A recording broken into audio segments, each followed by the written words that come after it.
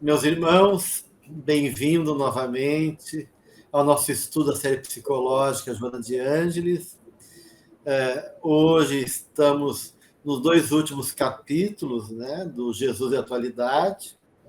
Teremos mais um encontro depois para responder as questões do público, mas hoje a gente finaliza o capítulo 19, Jesus e Ingratidão, e o último capítulo 20, que é justamente Jesus e Inimigos. Capítulos importantes que finaliza essa obra bonita, que reflete a presença de Jesus e a atualidade de Jesus em nossas vidas.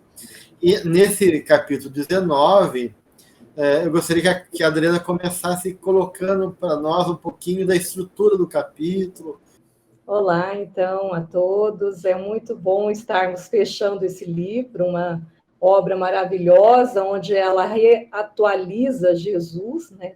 Traz as suas parábolas, os seus ensinamentos para os nossos dias, para que a gente possa hoje descrucificar Jesus no momento em que nós estamos sofrendo, que a gente possa ter este ser, esse espírito de luz que veio para a Terra junto, nos ajudando a suportar o sofrimento.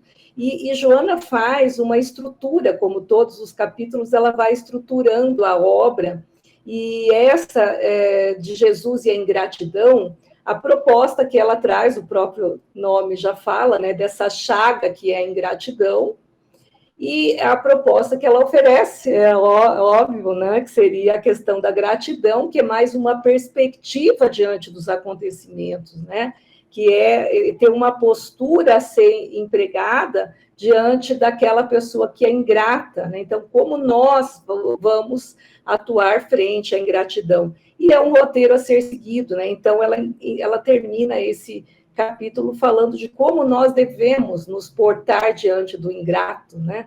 Que ela diz, não devemos nos preocupar com ele, mas continuemos com essa postura de gratidão, de amor, envolvendo que em algum momento ele vai compreender o nosso comportamento. Então, na primeira parte, ela descreve a ingratidão como uma imperfeição da alma, mas que deve ser corrigida. Então, Jesus, como aquele que traz, né, ele identificava na alma essa chaga moral, mas ele devagarzinho, com amor, ele ia pontuando, né? Na segunda parte, ela coloca Jesus, que propunha essa modificação psicológica e moral, a fim de desenvolver, então, a gratidão, que é uma postura frente à vida.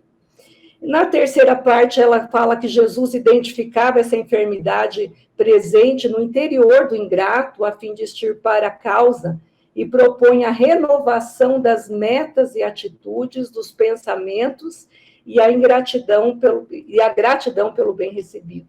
E, finalmente, na quarta, ela nos dirige a nós, né, que seria que é aquele momento em que nós não devemos nos preocupar com a atitude do outro, né? E aí eu sempre penso naquela frase que o mal que me faz mal não é o mal que o outro me faz, mas sim o que eu faço, porque esse mal me torna um homem mau, né?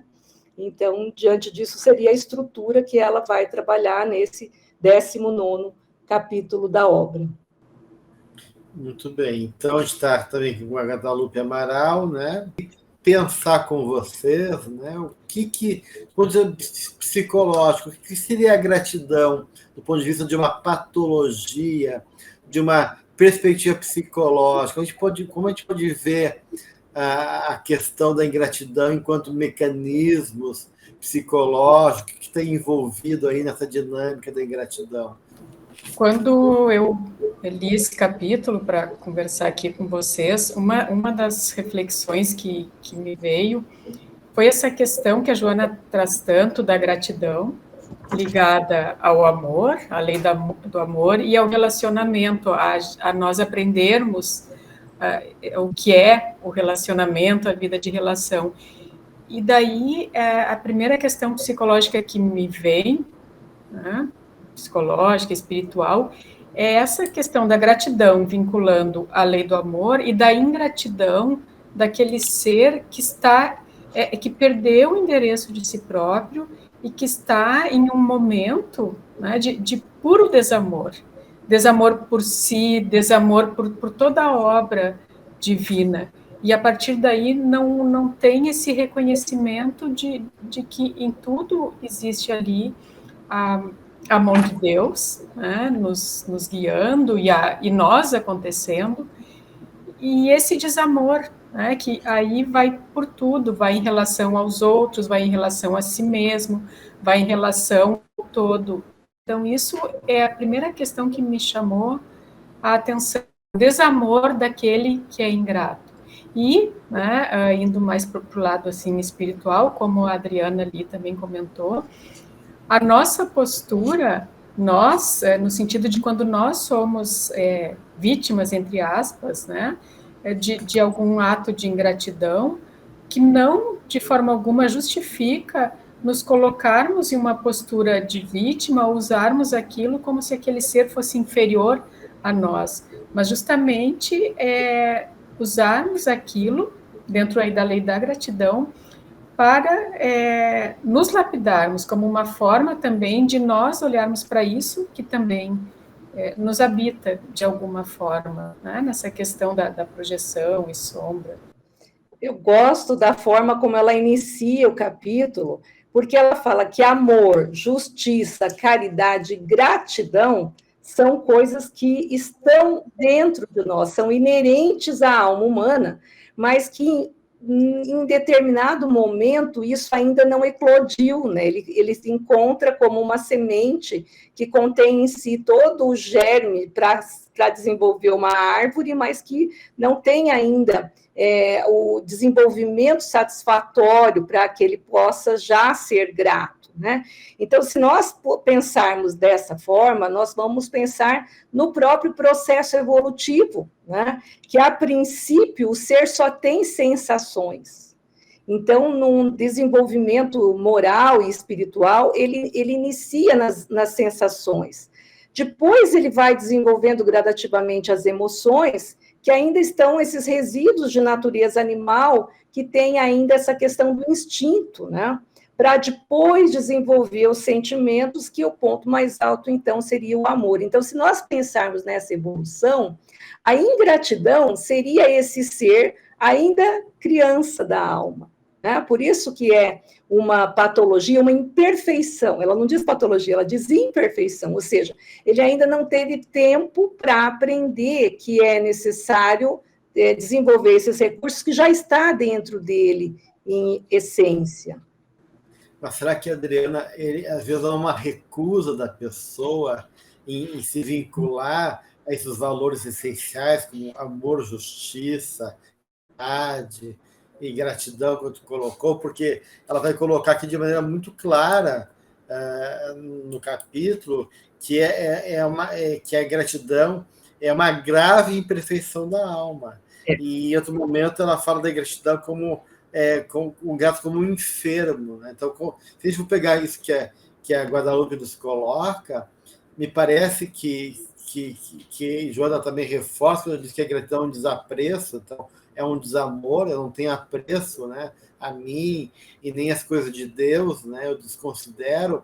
Então, um ponto que eu acho importante do ponto de vista psicológico é que a gratidão representa uma perda de conexão com o self, né? Então, eu me perdi da minha essência, porque a minha essência é divina, é amorosa, né? E tudo, se a gratidão é o reconhecimento da assinatura de Deus em todas as coisas, e de eu poder viver de maneira consciente essa presença divina em minha vida e reconhecer o amor de Deus por mim, a ingratidão é uma recusa em relação a isso. Então, eu perco a conexão com o self, com o divino dentro de mim, com o próprio Deus, enquanto essa presença que me sustenta, e aí eu tomo lugar do self. O ego toma lugar do self porque a ingratidão ela fala que é um tipo de inflação, né? Ela diz que o ingrato é um soberbo,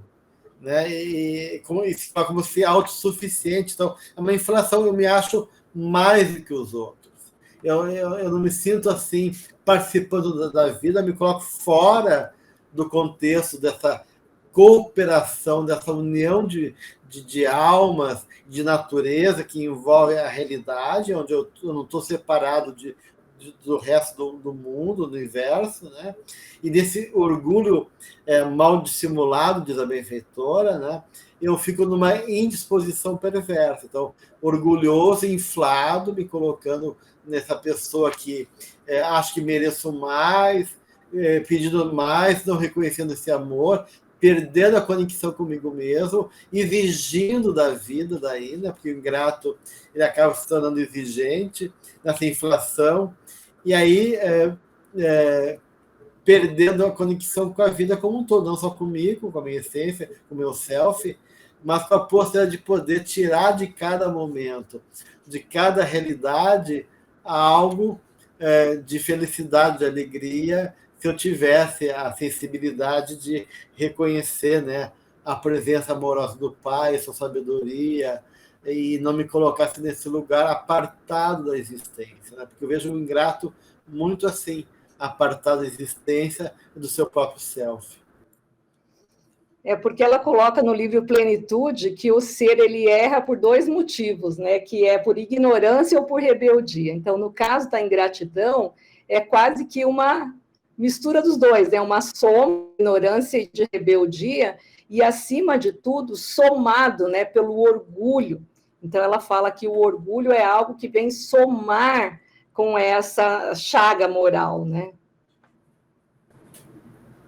Eu acho Sim. interessante isso que o Gelson comentou ali, como ela expõe, que vivem amesquinhados em si mesmos, né? Vivem solitários e realmente apartados do mundo. O jeito que ela traz, o ingrato, traz bem essa imagem, né? O ingrato como uma imagem do encastoado em si mesmo, de alguém que perdeu totalmente a conexão, né? Nada me serve, eu sou melhor, ninguém reconhece o meu valor, que são coisas que estão sendo faladas aqui, mas essa imagem assim de que acham que todo mundo deve e que nada é suficiente, do amesquinhados em si mesmo e vivendo a sós, desconfiados, neurotizados, soberbos e ignorados, né? Porque o mundo continua, a lei do amor está ali.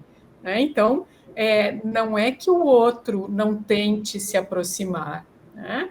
Mas o próprio ser se afasta do outro, seja o outro quem for, seja o outro um irmão, seja o outro a natureza, seja o outro uma oportunidade da vida, então ele fica preso, né? Mas preso em si, porque o mundo continua acontecendo, o amor continua em todas as coisas, e a forma como a Joana traz ilustra muito essa questão do quanto é algo de um ser que se desconectou de si mesmo e não percebe, está inflado, como o Gelson trouxe, né? Como se o mundo parasse ali e devesse render graças a esse ser. Eu acho que o ingrato é uma combinação do orgulho com o medo, né? A pessoa se sente insegura, incapaz, mas ela é orgulhosa.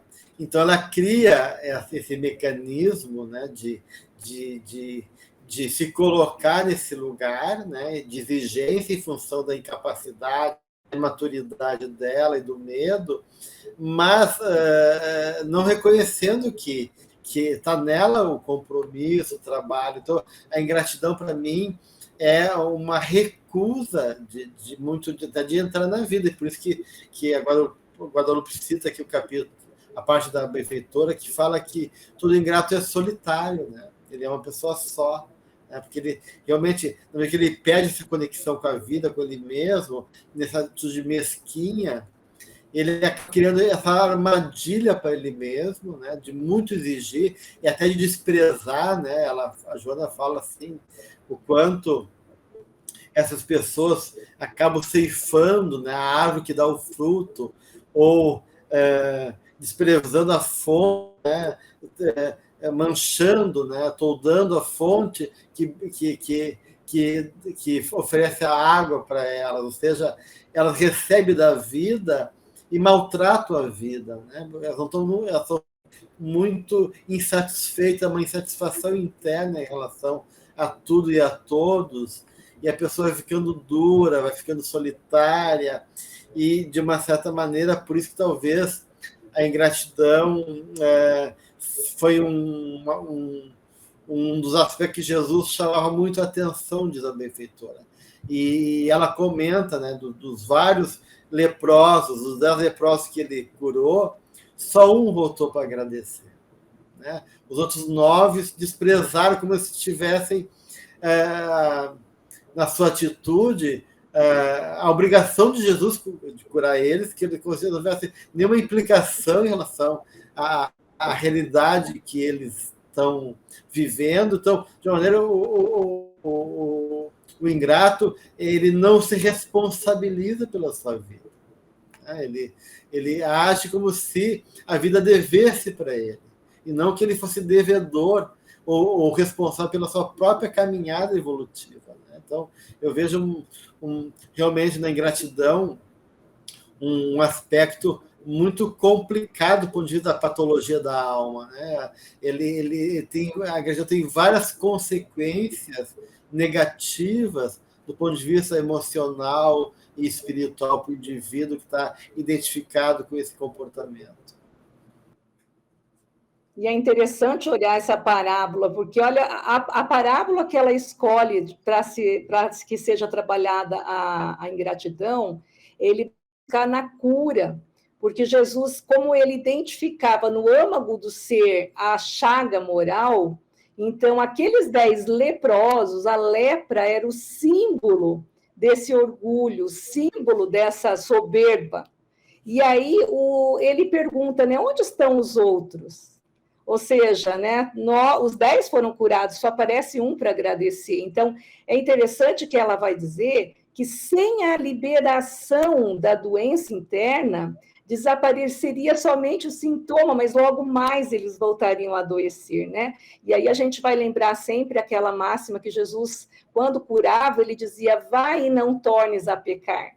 Então, esse no sentido, vai, mude, né, essa tua postura interna, mude essa a meta existencial, porque, de certa forma, ele estava nesse engodo, ele estava preso nessas questões de persona, nessas questões de sombra, né? E aí a cura seria somente quando, pelo momento da gratidão, o momento dele agradecer, mas não como uma postura de muito obrigada apenas, mas como uma mudança, né, existencial diante da vida. Acho que algo que também me chama atenção nessa dinâmica é o quanto as pessoas envoltas nessa situação de ingratidão consomem a sua energia, né, e ficam nesse ciclo de consumo de uma energia que é a energia vital, que é a libido que a gente fala, e ficam nesse ciclo onde se tem ali aquele quantum, nesse sistema relativamente fechado da dinâmica da psique, que poderia estar agindo em favor de todo o processo de individuação, de todo o crescimento, está ali, né? São pessoas que muitas vezes têm uma energia enorme em provar, né, que estão certos na questão da ingratidão. E a chance, justamente, de se sentirem melhor é mudando esse padrão mental.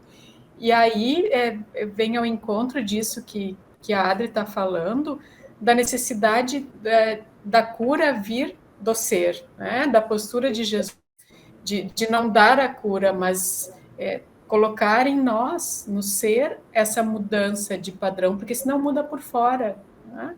Então, o quanto isso é importante, porque a gente sabe que é só percebendo de dentro para fora que realmente esse padrão vai conseguir ser quebrado. E uma outra coisa que eu gostaria de trazer aqui é uma partezinha do Evangelho segundo o Espiritismo, bem pequena, do capítulo 12, que fala sobre amar os vossos inimigos, e lá no item 19, fala sobre os benefícios pagos com ingratidão. Então, uma partezinha, onde daí tem aquela pergunta, se as pessoas que deixam de fazer o bem, com receio de encontrar outras pessoas ingratas, né? O que se falaria dessas pessoas? E o Espírito, então, traz que essas pessoas são mais egoístas do que caridosas, né? Pois fazem o bem esperando o reconhecimento e não fazem com desinteresse. E se Deus permite que essas situações apareçam nas nossas vidas e que às vezes sejamos pagos com ingratidão, é para experimentar a perseverança que devemos ter em praticar o bem.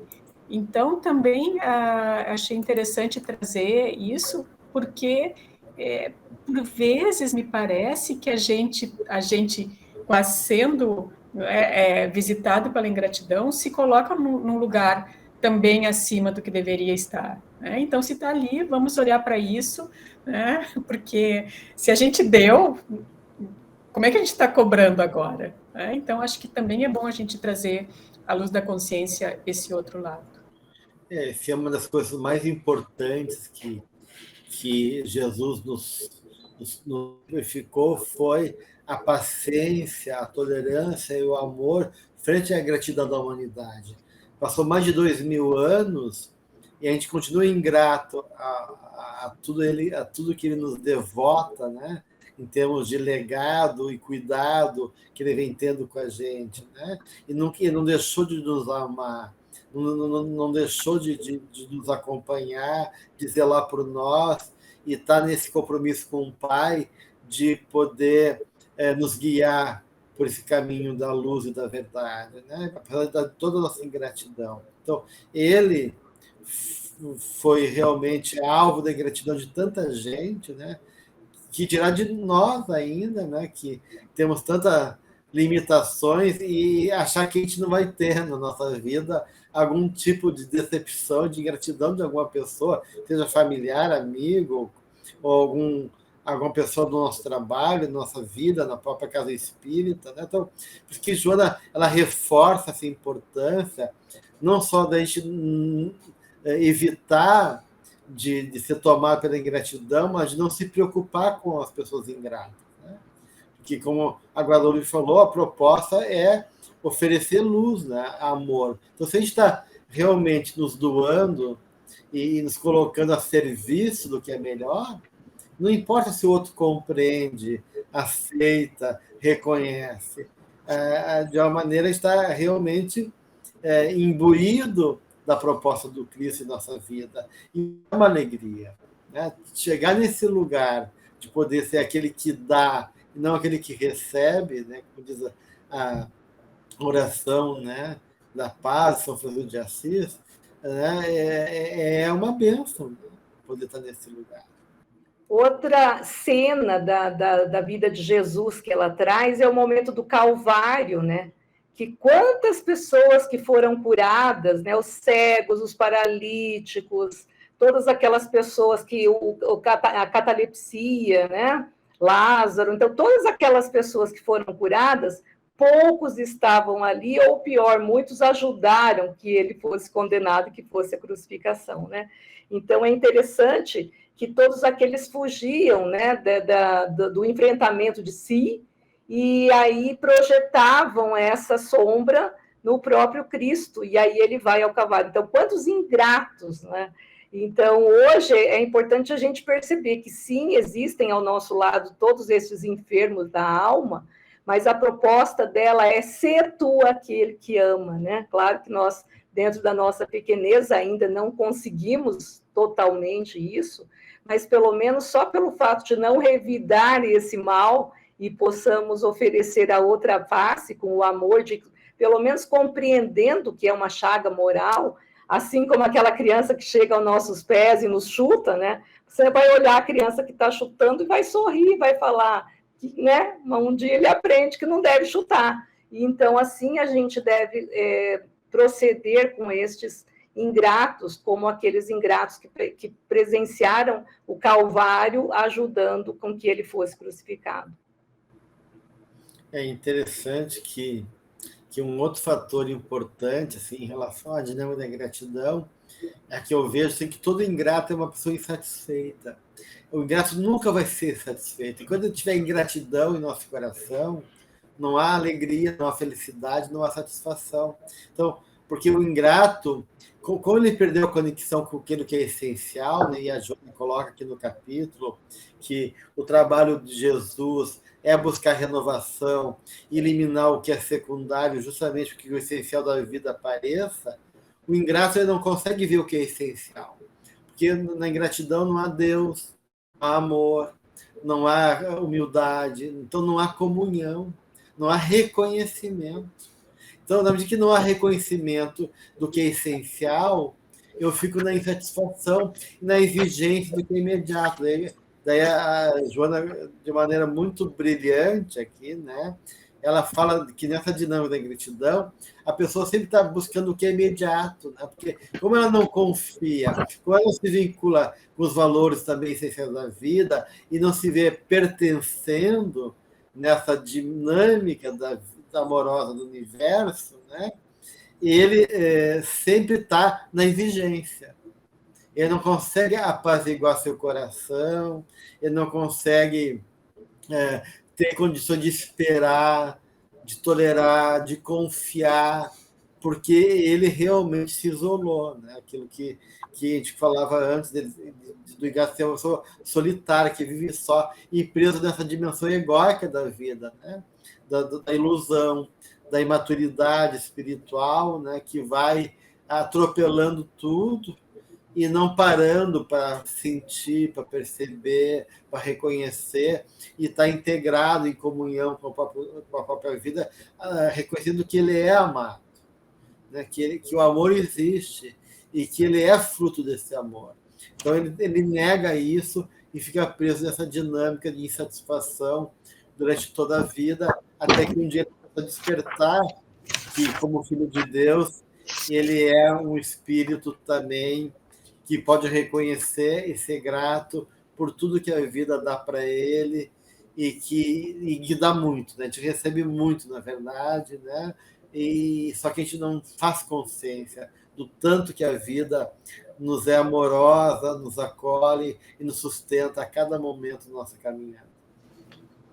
É uma grande voracidade, né, que o ser tem.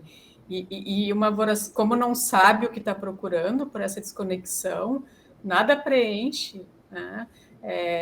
Essa consciência de sono não deixa o ser perceber que tudo que precisa está ali. Então, traz muito essa sensação de uma voracidade e de uma inconsciência total, né? Nada é o suficiente, e a gente até poderia falar de valores materiais, quando se fala de patologia do vazio, mas de qualquer valor, né? Nós estamos falando de tudo que a pessoa der, que o outro der, que o mundo der, nada preenche, né? Nada preenche porque está buscando no lugar errado, né? Num lugar de desconexão, num lugar onde justamente a lei do amor não está sendo percebida, né? Pela inconsciência espiritual e psicológica. Graças a Deus, momentânea, se a gente for, né, pensar na bondade e na perfeição divina. É aquele que bebe a água do mar quando está com sede, né? Então, quanto mais água ele bebe, mais sede ele vai sentir, né? Então, nunca sacia. E a culpa é do mar. Então,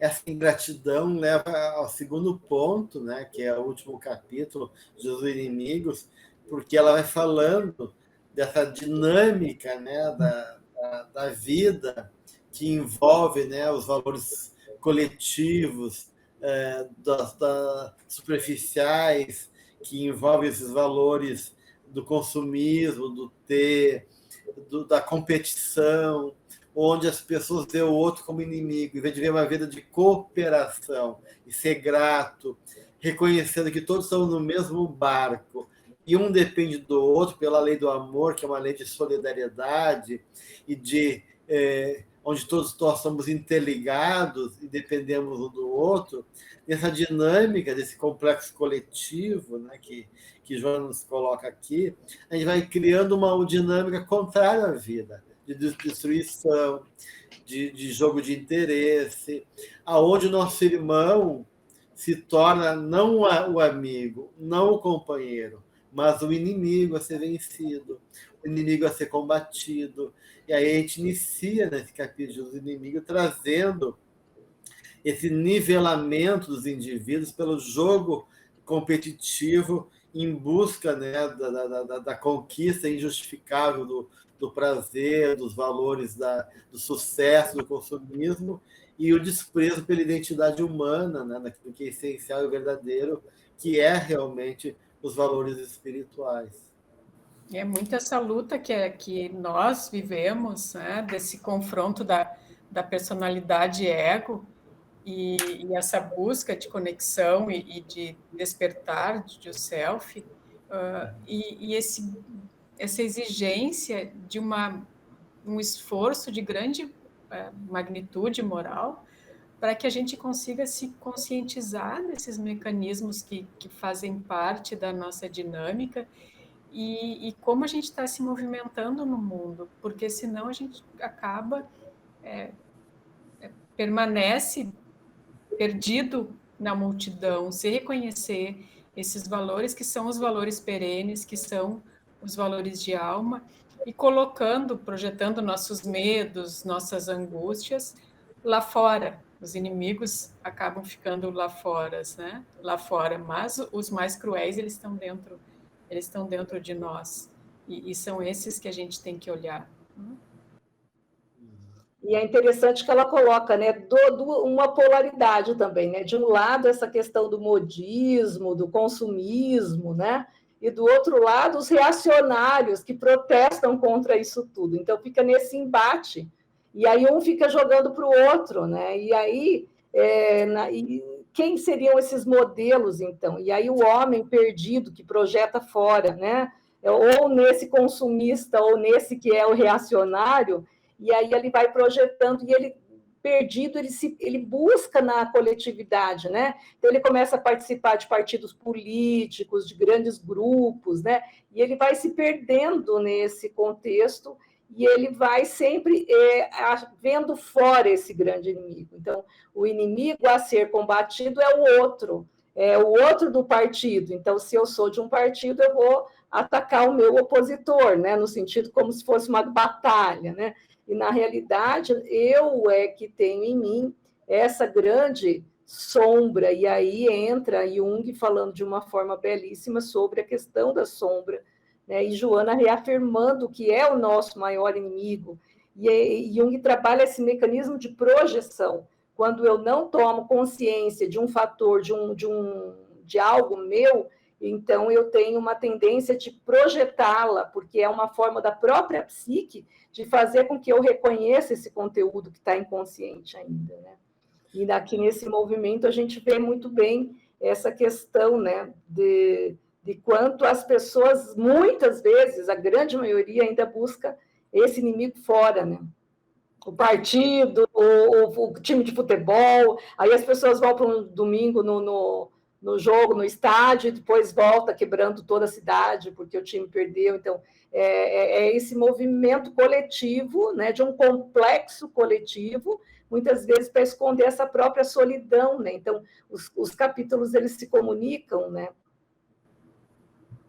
Com certeza. E assim, né, Adri, a Joana é uma humanista, né? Ela acredita no homem, né? E, de uma certa maneira, como humanista, ela vê justamente esses valores espirituais em germe, né? Que fazem parte da humanidade. De Jesus é o símbolo do mais primoroso do humano, da qual a gente pode chegar, né? Então, de uma maneira, ela vê toda essa questão aí coletiva como um sufocamento justamente desse lado humano, dessa falta de humanidade, a benfeitor vai colocar, que vai provocar tudo isso que está falando, né? E aí, na afirmação de mim mesmo, né? Porque eu ainda não estou identificado ainda com esse aspecto ideal da humanidade, dos valores espirituais, e eu tenho que me autoafirmar de maneira ilusória, e seja por medo, seja por necessidade de reconhecimento, de amor, que vai sendo deslocado por essa visão distorcida, e eu vou começar tendo que me identificar, criar, né, como tu falaste, esses grupos de poder, seja no mundo político, nas questões sociais, né, e assim por diante, para que eu possa me reconhecer nesse lugar de valor, e o outro, daí, por eu não estar identificado com os valores espirituais e desumanizado, o outro se torna daí o meu inimigo, né? O outro que é diferente, né? Então, a ideia do outro, como trazendo a ideia da sombra, né? O arquétipo do outro que está em mim, que está fora de mim, projetado aí fora, onde o outro, em vez de ser aquele que me ajuda a compreender a mim mesmo, que pela sua diferença me traz algo de novo e necessário para a minha vida, da qual vai cooperar comigo, ou vai me desafiar, eu vejo o outro como aquele que tem que ser combatido, como meu inimigo, aquele que me ameaça, né? Que me joga em questão, porque eu não tenho certeza de mim mesmo, eu não tenho segurança, a minha autoafirmação ainda ela é ilusória, ela é estruturada numa condição que é desse jogo e não de uma conquista interna. E aí eu sou facilmente ameaçado pelo outro. Aquilo que o outro me confronta naquilo que eu pareço ser e quero transmitir, mas que eu não sou. E aí eu fico nesse jogo aí, onde eu vejo cada pessoa que não responde à minha necessidade ou aquilo que eu acredito, ou da qual estou identificado como um inimigo a ser combatido. E a gente fica num jogo infeliz, né, de termos sociais. Essas questões acho importante a gente lembrar que acontecem no ambiente da religiosidade e da espiritualidade, né? Então, não são só os partidos políticos ou os times de futebol, a gente tem que ter muito comprometimento com o nosso autodescobrimento, com realmente ampliar nossa consciência e viver a espiritualidade, tirar da casa espírita, como a gente fala, porque esse mecanismo da sombra, ele pode acontecer, e muitas vezes a gente vê acontecer nesses ambientes, né? Onde quem não é o que eu acredito, ao invés de justamente me ajudar a me relacionar comigo mesmo e com a lei do amor, é apartado como se fosse pior do que eu, ou mais inconsciente do que eu, ou menos isso, e não é assim. Então, a gente tem que ter isso muito claro para que a gente consiga trabalhar esses inimigos e essas defecções morais em nós, né? E aí, lembrando que o que tanto Jung traz, e Joana e Jesus, né, nos ensina, que a individuação, que o crescimento se dá na relação e que a individuação se dá no mundo. E que nós estamos aqui todos para andar de mãos dadas, cada um com as suas potencialidades, com seus defeitos, mas que não é uma questão de melhor e pior, é uma questão de todos nós buscando viver a plenitude do amor divino e reconhecer esses inimigos em nós, através do outro, né? E andar de mãos dadas. E Joana fala, então, do enfrentamento dessa sombra interna, que é necessária a coragem para que a gente possa fazer esses enfrentamentos, né? E, para isso, ela vai trazer quase que um estudo de caso, né? Ela traz, então, o caso de Pedro e Judas, né? Então, enquanto Pedro ele se conscientizou da culpa por ter negado Jesus, né? E ele cai em si, né? Então, ele tem ele cai em si, ele toma consciência do seu erro. Aí ele se arrepende, chora copiosamente, e ele repara esse processo, trabalhando até o final dos seus dias na reparação desse mal, que foi essa negação. E aí, se a gente olhar o aspecto psicológico da negação, né, é um mecanismo de defesa também que nós usamos, a negação. Então, a gente não vê coisas, a gente nega. Então, também como um mecanismo de defesa. Mas, ao tomar consciência, então, ele trabalha, ele faz algo, ele tem uma atitude ativa para reparar esse problema, né? E aí ela dá o contraponto de Judas, que a partir do momento que ele reconhece o problema dele, a culpa, quando ele entra em contato com a culpa, Joana fala que ele neurotiza e ele acaba indo para o suicídio. Então, olha só, 2 discípulos de Jesus que tiveram a conscientização de um erro dele, né, de parte dessa sombra pessoal, tomaram consciência. Pedro vai para o arrependimento e para a reparação, que seriam esses 3 momentos importantes de se deparar com algo a ser transformado, e Judas foge novamente, né? Então, ele neurotiza e foge para o suicídio. Então, o exemplo que Joana nos dá é dos próprios discípulos. É interessante, né, Adriana, aqui. Aí, Joana está trazendo a questão do inimigo para dentro de nós, que ela diz que o inimigo mais cruel, né, todavia, né, ele permanece no nosso mundo íntimo, né? Então, como tu falaste, a gente projeta esse inimigo no outro, mas, na verdade, é como a gente lidar com o outro dentro de nós, com essas contradições, com esses movimentos que ainda não estão integrados, né? E, de uma maneira, nos ocupam, e da qual a gente foge, e dissocia, e, por não querer enxergar, a gente acaba daí colocando no outro. E aí Jung tem uma frase muito interessante que diz justamente isso: mas o que acontecerá? Descubro, porventura, que o menor, o mais admirável de todos, o mais pobre dos mendigos, o mais insolente dos meus caluniadores, né? O meu inimigo reside dentro de mim mesmo. Sou eu mesmo. E precisa da esmola da minha bondade. E que eu mesmo sou o inimigo que é necessário amar. Naquela ideia de Jesus de amar o seu inimigo. Se reconcilie com o seu inimigo, né, diz Jesus. Ame seu inimigo. Então, Joana fala que o trabalho com o nosso inimigo interno exige 2 fatores importantes que a psicologia realmente não pode abrir mão, que, por um lado, é a ética, né, a moral, a energia e a responsabilidade sobre nós mesmos, e, por outro lado, o amor, né? Acolher o nosso lado imperfeito, acolher nossa sombra. E aí, nesse exemplo que a Adriana colocou, fica bem claro essa diferença.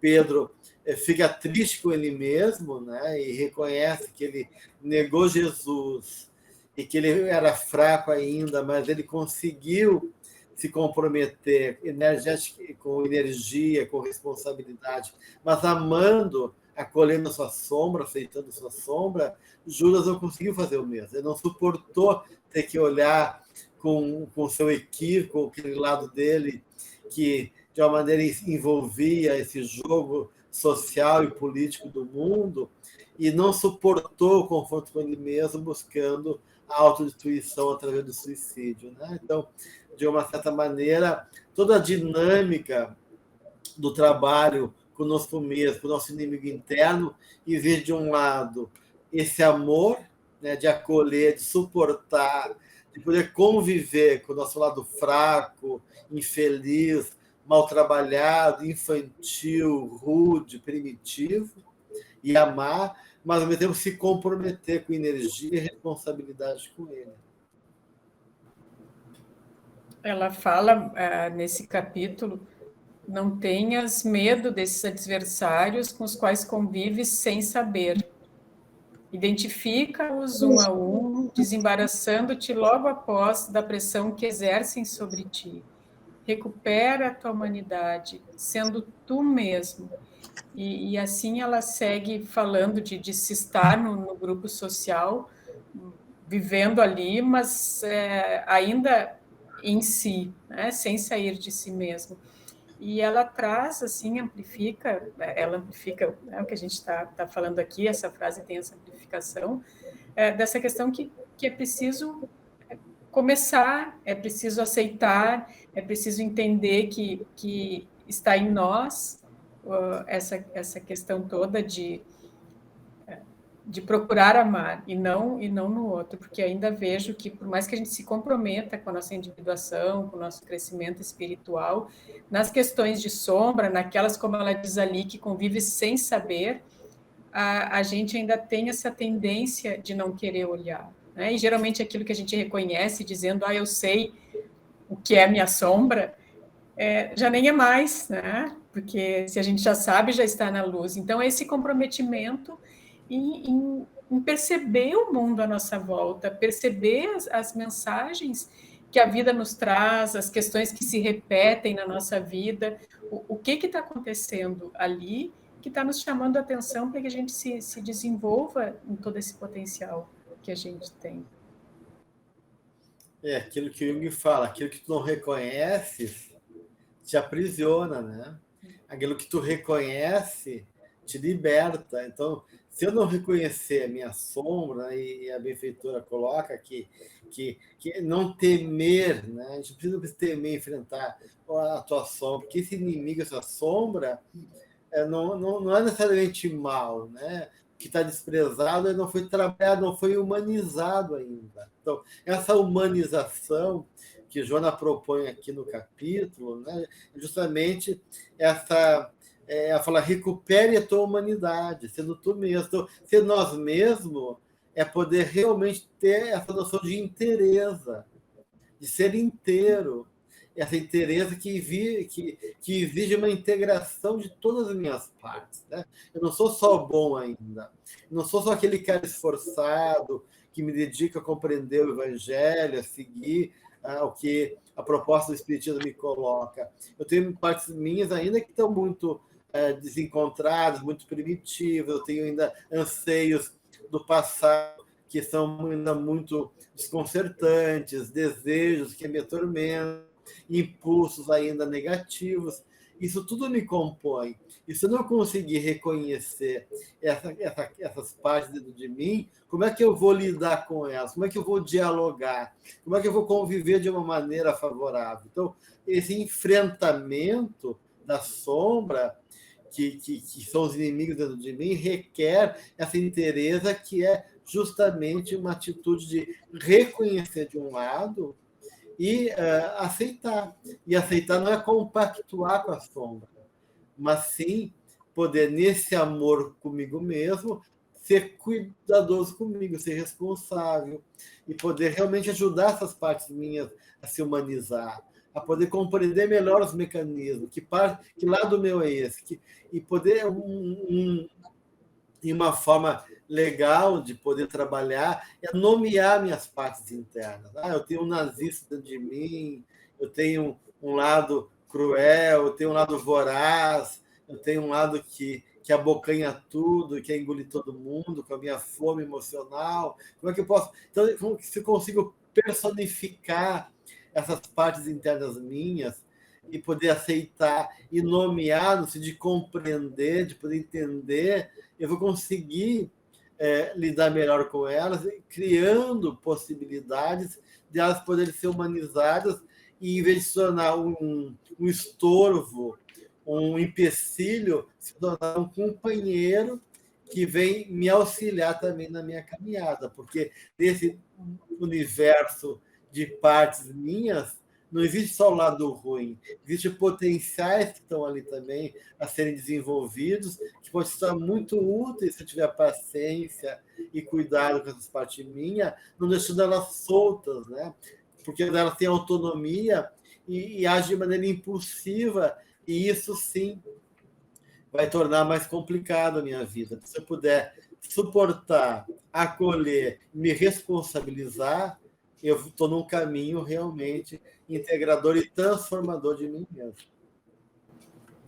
Além da questão que é correlacionada e que coexiste das obsessões e tudo que está envolvido nessa dinâmica, porque também passa imaturidade dentro do que a gente consegue alcançar, mas, enfim, porque nós somos transparentes, usando, né, uma linguagem nossa aqui, Jesus nos ama do jeito que nós somos, e as energias desencarnadas, elas sabem como elas estão nos vendo, né? Então, esse disfarce é do ego, é nosso, e a gente, assim, acaba abrindo porta para questões ligadas a obsessões, fascinações, e que poderiam nem existir né, dentro dessa questão da lei da causa e efeito, se nós nos comprometêssemos mais com esse trabalho interno, porque nos modificando, essas próprias energias que de uma forma ou outra estão ligadas a nós, também podem, né, ver que podem se modificar. Então, acho que é importante a gente lembrar, né, claro que a culpa, né, a gente já falou sobre isso em outros momentos, não aqui, mas não é a questão da culpa do obsessor, mas de uma forma ou de outra nós estamos atraindo por uma incapacidade nossa de olhar para nós mesmos. Né? É interessante. Fala, Adriana, pode falar. Não, eu ia complementar que a visão que ela coloca do erro é tão bonita, né? Porque o erro ela coloca como uma experiência que não deu certo, né? Então é algo positivo que se olhássemos uma experiência no termos didáticos de um educador, a criança vai fazendo experiências para entender os fenômenos da ciência, enfim, os fenômenos da vida. Então, quando alguma experiência não dá certo, que é aquele erro, esse erro é aquilo que não deve ser repetido e não ficar preso na culpa, porque a culpa, ela mesmo coloca, né? Águas passadas não movem moinhos. Então, quanto tempo o ser, às vezes, fica preso em culpas desnecessárias diante de alguns erros? Ok, então, eu vejo o que eu cometi de erro e tento tomar consciência e aí, então, sabendo que não devo mais repetir isso, continuar no meu processo evolutivo, né? Sem aquela coisa de ficar preso. E aí o Freud dizendo, né, que seríamos melhores se não quiséssemos ser tão bons, né? Então, essa tentativa de ser tão bom é o que nos faz muito mal, porque aí a gente nega o nosso lado sombra, porque a sombra não necessariamente são só coisas ruins. Na sombra, como ela começa o capítulo, está o nosso capítulo anterior. Aí está a gratidão, está o nosso espírito de luz. Por quê? Porque está longe da nossa consciência, não foi desenvolvido ainda, não foi conquistado ainda. Então, entrar em contato com a sombra para poder integrá-la é uma tarefa de várias encarnações, é o processo da evolução, né? Isso consiste a evolução. Essa negação, né, da sombra, essa falsa ideia de sermos bons, né? E como diz Jesus, bom mesmo é só o nosso Pai que está lá no céu, né? Então, na verdade, não é negando nossa sombra que a gente vai se tornar bom, mas trabalhando ela. E aí ela chama Jesus como a própria terapia atuante, né? Então, ela propõe que a gente possa se concentrar em Jesus, né? E para que a gente possa realmente trazer o seu amor, sua claridade para nós. E essa concentração é buscar uma atitude mais otimista, mais favorável, mais benéfica em relação a si mesmo e aos outros. E isso não quer dizer ser ingênuo, né? Que a gente não tem que reconhecer a sombra do outro e ter o cuidado que exige, né, em relação às pessoas que são mal intencionadas. Mas a gente não pode se perder nesse jogo, né?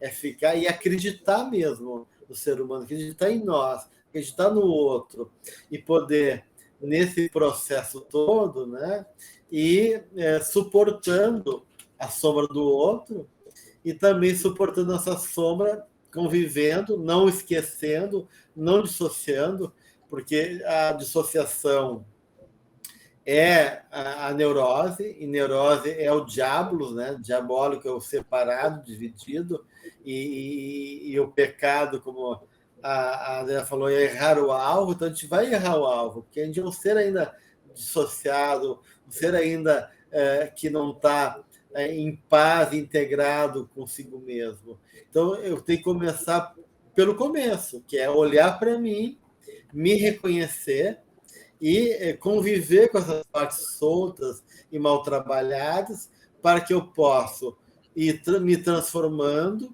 e aí realmente conseguindo evocar mais, né? E começar a acertar o alvo, as metas da qual eu estou comprometido. Então, isso é um caminho, um processo, né? E não é negando a sombra e o nosso inimigo interno que a gente vai conseguir realizar esse projeto. Nem negando, nem dissociando e nem atuando, como tu já havia falado um pouquinho na fala anterior. Acho que esse é o caminho. Né? Com certeza. São as várias formas, né, do Guadalupe de lidar com a sombra. Tu pode projetar a sombra, isso é um caminho. Tu pode negrar a sombra, tu pode querer se dissociar da sombra. Todos esses três caminhos são equivocados: projetar, negar e dissociar. Ou tu pode reconhecer, né?